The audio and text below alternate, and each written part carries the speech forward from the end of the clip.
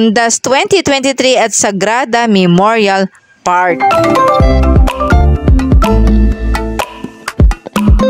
Hello friendly people! Good day po sa inyong lahat. For today's video, nandito nga pala kami ngayon sa Sagrada Memorial Park kung saan ito yung Undas 2023 at dito ay dumalo kami sa aming pinakamamahal na mami, si Mami Ellen.